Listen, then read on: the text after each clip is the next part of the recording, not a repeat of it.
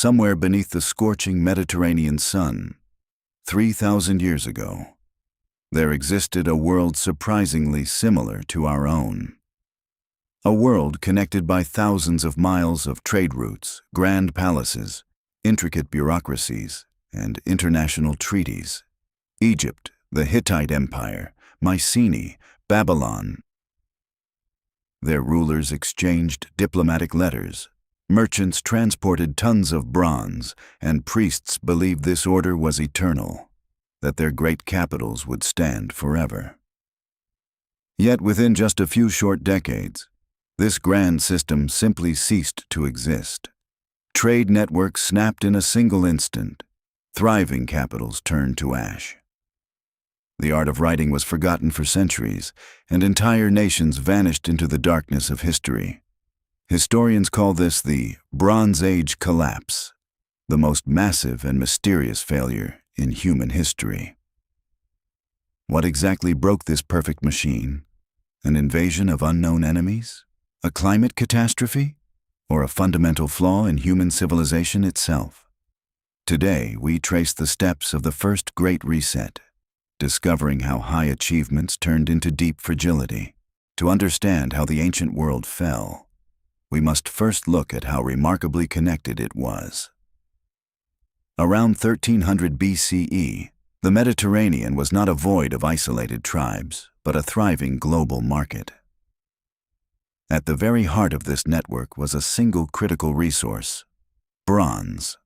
Bronze powered everything, from the weapons of elite royal guards to the plows that turned the soil. But producing bronze required a complex international effort. You needed copper, which was mined on the sunny island of Cyprus, and you needed tin, which had to be transported across thousands of miles from the distant mines of Afghanistan. Without tin, copper was too soft. Without copper, tin was useless. These empires were bound together by an absolute, non-negotiable reliance on trade. Royal fleets crossed the sea constantly, carrying ingots of metal, fine pottery, olive oil, and precious purple dyes. The kings of Babylon, Egypt, Hattusa, and Mycenae called each other brother in clay letters written in cuneiform. They formed royal marriages, signed non-aggression treaties, and maintained a delicate balance of power. Wealth accumulated in massive, fortress-like palaces that acted as central distribution hubs for entire populations. It was a masterpiece of human organization and economic efficiency. Yet this incredible level of specialization created an invisible, deadly trap. No single kingdom was self-sufficient anymore. If one critical thread in this vast trade web snapped, the entire Mediterranean system would begin to unravel. As these ancient empires grew wealthier, they also grew infinitely more complex. To manage vast territories, kings built sprawling palace bureaucracies. Scribes spent decades learning to log every harvest, tax every merchant, and track every single bushel of grain. When a problem arose, a flood, a border conflict, or a bad harvest, the solution was always the same: add more complexity. Build bigger granaries, appoint more tax collectors, hire larger standing armies, and train more specialized administrators. This process created what modern historians call the complexity trap. Every new layer of administration solved an immediate crisis, but it permanently raised the maintenance cost of the entire civilization. The system became a heavy, rigid machine that required immense energy just to keep running. In stable times, the profits from trade and agriculture easily covered these enormous overhead costs. But complexity acts like a one-way ratchet. It clicks forward, but resists moving back. As decades passed, the returns on each new investment began to shrink. Taxes climbed higher, placing a crushing burden on the local farmers who actually produced the food. Meanwhile, elites in the palace centers became completely isolated from the realities of the land. Society had spent all its reserves on maintaining its elaborate structure, leaving zero buffer for unexpected shocks.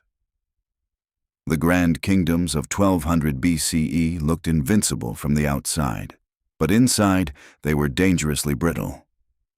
It would take only a single severe push to send the entire interconnected house of cards tumbling down. Then came the catalyst that exposed every hidden weakness. The climate gave way. Scientific analysis of fossilized pollen and ancient Mediterranean cave mineral deposits reveals a brutal reality. Around 1200 BCE, the region was struck by a mega-drought that lasted for over a century. Rain-fed agricultural zones across Greece, Anatolia, and the Levant withered into dust bowl wastes. Rivers that had fed thriving city-states for generations turned into dry, stony paths.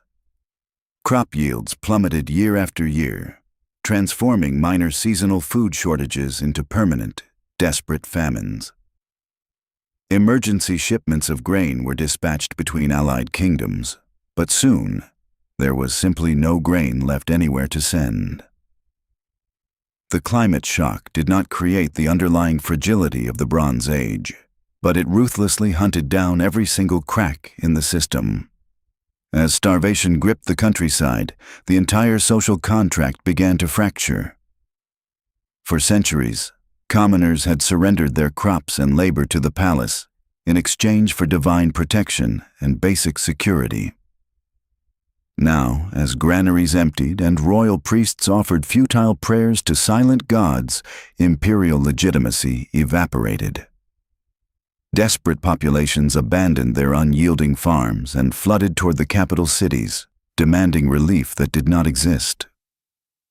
Epidemics spread rapidly through overcrowded urban centers where sanitation systems had collapsed.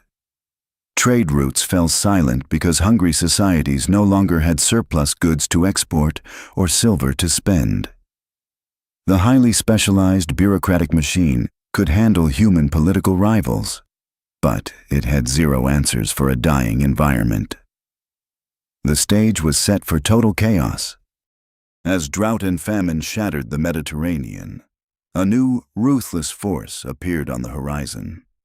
Egyptian inscriptions call them the Sea Peoples, a mysterious confederation of displaced tribes, sea raiders, and migrating populations. Driven from their own starving homelands, these warriors moved in vast migratory fleets with their wives, children, and ox carts. They were not merely looking to plunder cities. They were seeking a new place to survive. Armed with iron-tipped spears and long cutting swords, they struck the coastal regions with terrifying speed. Traditional Bronze Age armies relied on expensive, heavily armored war chariots and rigid formations, but these mobile raiders fought with loose, brutal infantry tactics. The great empires, already weakened by internal collapse and empty granaries, were completely unprepared for this relentless wave of violence. One by one, major coastal trade hubs were systematically destroyed. The wealthy kingdom of Ugarit, a key center of Mediterranean commerce, sent desperate letters to its allies pleading for military help. "The enemy ships are here," one famous clay tablet reads. "They burned our villages and did great evil in the land." But no help ever arrived. Ugarit was sacked and burned to the ground, its surviving records forever baked into stone by the intense heat of the fires. The Sea Peoples severed the maritime trade routes that kept the bronze economy alive. Without tin and copper imports, local rulers could no longer forge new weapons or maintain their military garrisons.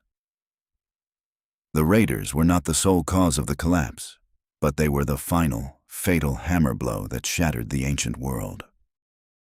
What followed was not a gradual decline, but a sudden, total, systemic collapse.